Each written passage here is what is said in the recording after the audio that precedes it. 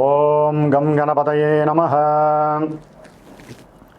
ఓం జ్ఞానానందమయం దేవం నిర్మలస్ఫటికాకృతిం ఆధారం సర్వవిద్యానాం శ్రీ హయగ్రీవముపాస్మహే. శ్రీ లక్ష్మీ హయగ్రీవాయ నమః.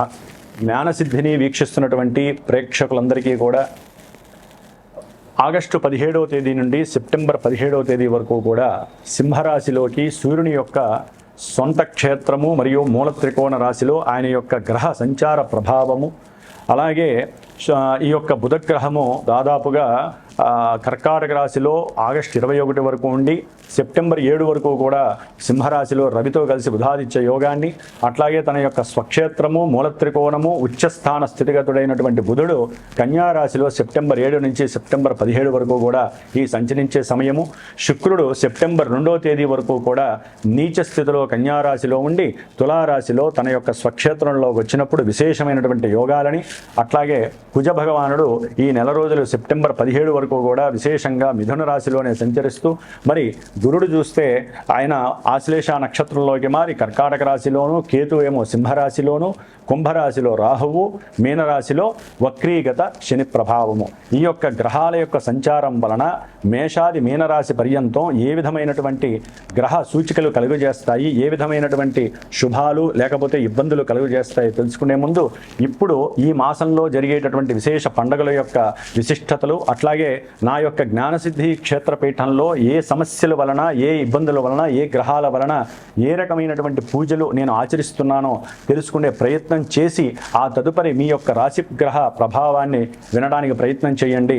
డైరెక్ట్గా మనం రాశి ఫలితాలు, గ్రహ ఫలితాలు వినటం వలన మానసికంగా బుద్ధిపరంగా ఎన్నో దోషాలు ఆ గ్రహాలు మనకు కలుగజేస్తాయి. కాబట్టి ముందు శుభకరమైనటువంటి శుభపరమైనటువంటి విషయ పరిజ్ఞానాన్ని తెలుసుకొని వాటిని ఆచరించడానికి అందరూ ప్రయత్నం చేయండి. శుభమస్తు. ఓకేనా?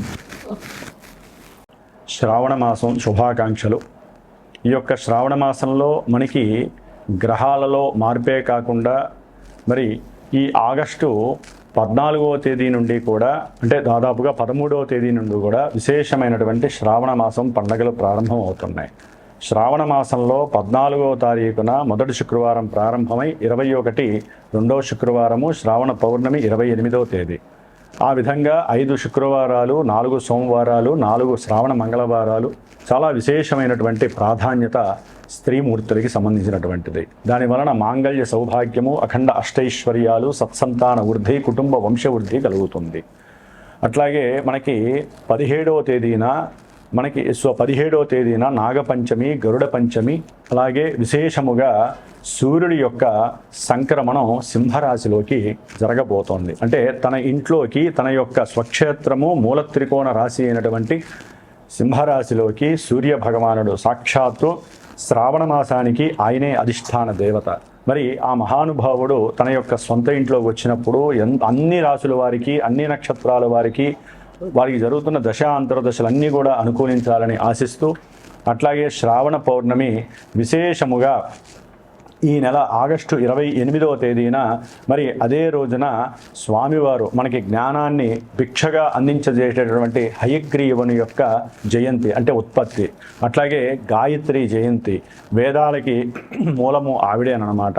గాయత్రీదేవి యొక్క జన్మదినోత్సవం, అట్లాగే రాఖీ పండగ, అట్లాగే ఆగస్టు 31వ తేదీన సంకష్టహర చతుర్థి. మనకున్నటువంటి ఎన్నో వ్యాపార నష్టాలు, ధన నష్టాలు, అట్లాగే బుద్ధిహీనత్వం కలిగినటువంటి మాట తీరులో తేడాలు, వీటి వలన ఎన్నో ఇబ్బందులు ఎదుర్కోవడానికి ఆ యొక్క గణపతి యొక్క అనుగ్రహము లభించేటటువంటి శ్రావణ మాసం. కాబట్టి శ్రావణ మాసంలో ఇన్ని విశేషమైనటువంటి పండగలతో పాటుగా అందరూ తెలుసుకోవాల్సిన విషయము శ్రద్ధగా వినండి.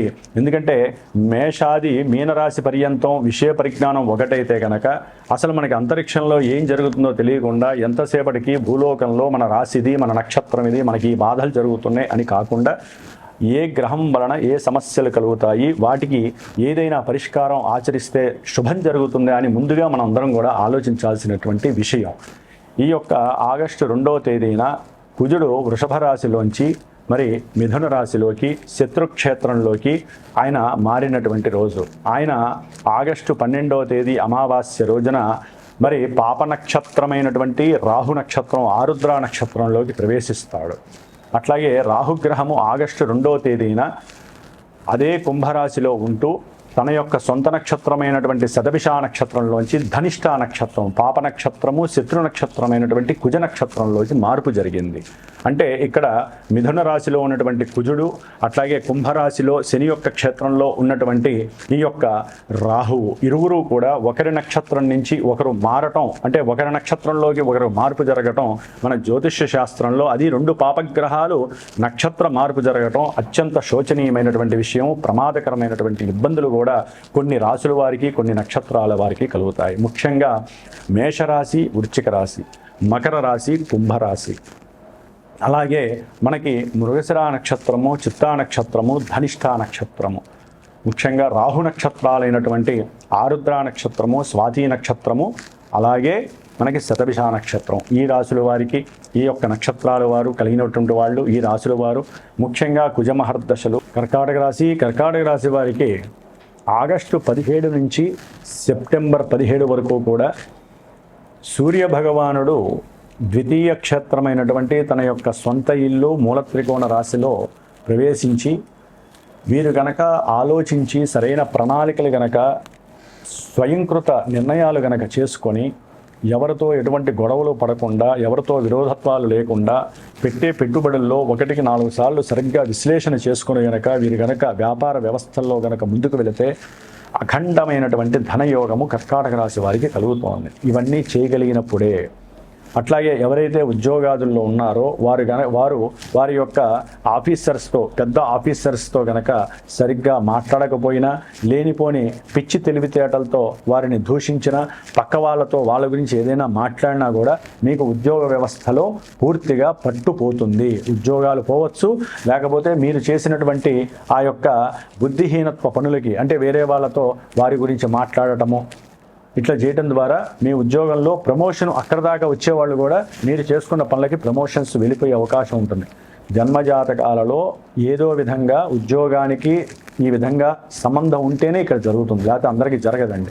అట్లాగే కుటుంబంలో కొంచెం బంధువుల దగ్గర, బంధువుల వలన మానసిక స్పర్ధలు కలుగుతాయి. వ్యాపారవేత్తలకైతే కనుక ఈ గవర్నమెంట్కి సంబంధించినటువంటి కొన్ని విషయాలలో ఐటీ రిటర్న్స్ సబ్మిట్ చేయకపోవటము, లేకపోతే సరైన సమయానికి వాళ్ళకి కావాల్సిన పత్రాలు ఇవ్వకపోవటము, సంతకాలు చేయలేకపోవటము, బ్యాంకులో ఈఎంఐలకి సంబంధించిన డబ్బులు ఇవ్వకపోవటము, ఇలాంటి వాటి వలన వీరు పూర్తిగా ఆర్థికంగా ఇబ్బందులు పడటం, వాళ్ళ చేత మాటలు పడటం, ఇలాంటివి పెట్టినటువంటి పెట్టుబడులు ధనపరమైనటువంటి నష్టం కలగటం, ఆలోచన ఒకటి చేసేది ఒకటి, ఈ విధంగా కూడా జరగటానికి రవి, బుధ, కేతువులు మిమ్మల్ని పరీక్ష చేసేటటువంటి సమయం. ఎందుకంటే బుధుడు ద్వితీయంలో ఉండటం అత్యంత యోగప్రదం.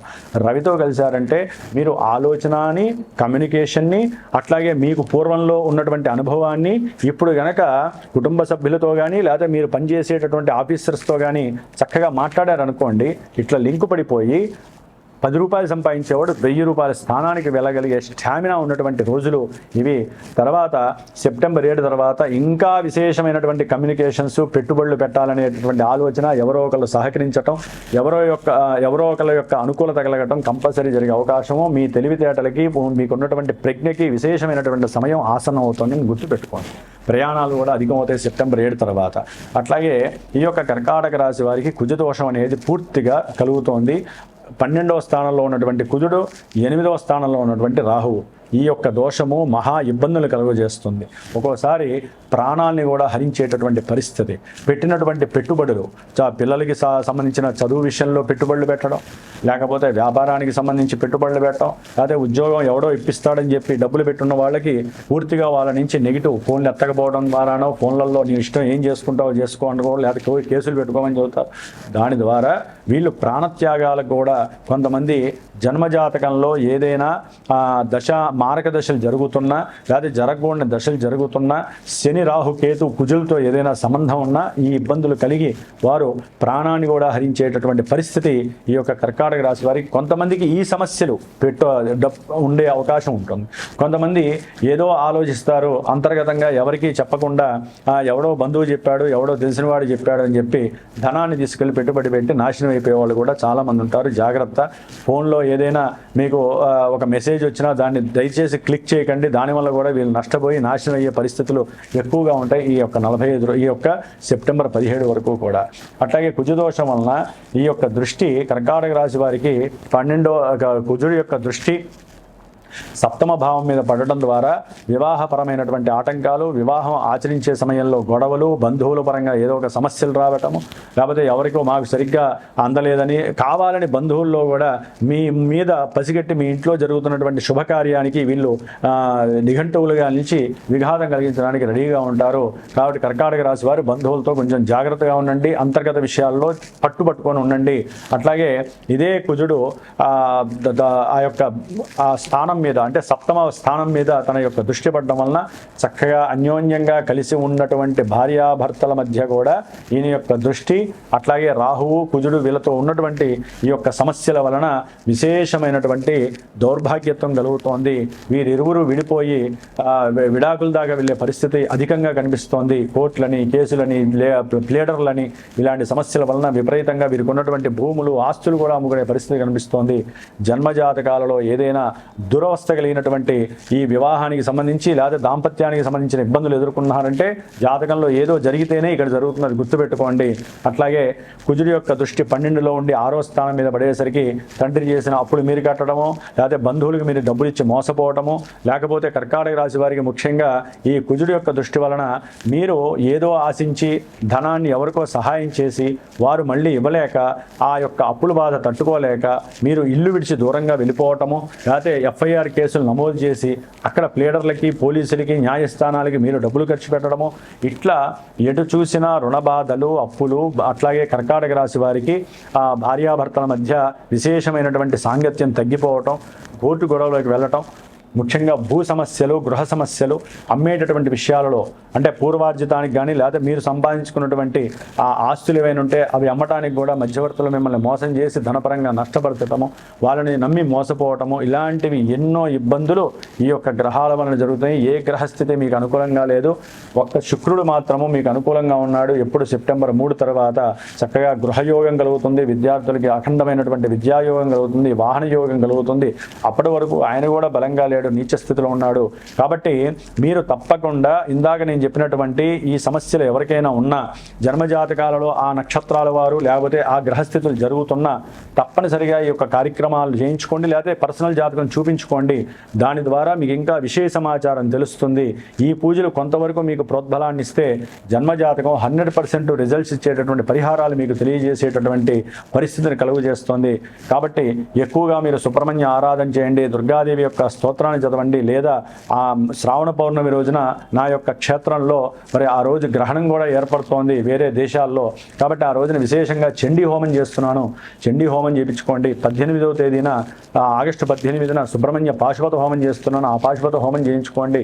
నేను అనేది ఏంటంటే ఎవరికి ఏ సమస్యలు ఉన్నాయో సంతానపరంగా, లేకపోతే గర్భవిచ్ఛిన్న దోషాలు జరిగే వాళ్ళు కానివ్వండి, మ్యారేజ్ అయి విడిపోతున్న వాళ్ళు తొందరపడి ఇక్కడ కూడా అఘాయిత్యాలు చేసుకోకండి, మానసికంగా నిర్వీర్యం చెందకండి.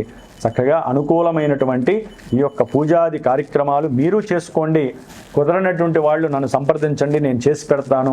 ఆ స్వామివారు మీ ఇంటికి వచ్చారు అంటే మీకు అఖండమైనటువంటి యోగాలన్నీ సంప్రాప్తిస్తాయి. సంతానం లేని వాళ్ళకి సంతానం కలుగుతుంది, కళ్యాణాల్లో ఇబ్బందులు ఉన్న వారికి కళ్యాణం కలుగుతుంది. కాబట్టి లక్ష్మీ నరసింహస్వామికి, దుర్గాదేవికి, సుబ్రహ్మణ్యేశ్వరుడికి ఎక్కువగా ఆరాధన చేయండి. మీ లైఫ్లో తిరుగు ఉండదు. ఈ యొక్క కర్కాటక మాసము కొంచెం మీకు ఇబ్బంది కాబట్టి నవగ్రహాలన్నిటికీ జపము, నవగ్రహాలన్నిటికీ తర్పణాలు, నవగ్రహ పాశుపత హోమాలు చేయించుకోవడం ద్వారా శక్తి పెరిగి మీ జన్మజాతకాలలో దోషాలున్నా అవన్నీ హరించబడేటటువంటి రోజులుగా భావించండి. ఓం నమో నారాయణాయ నమః.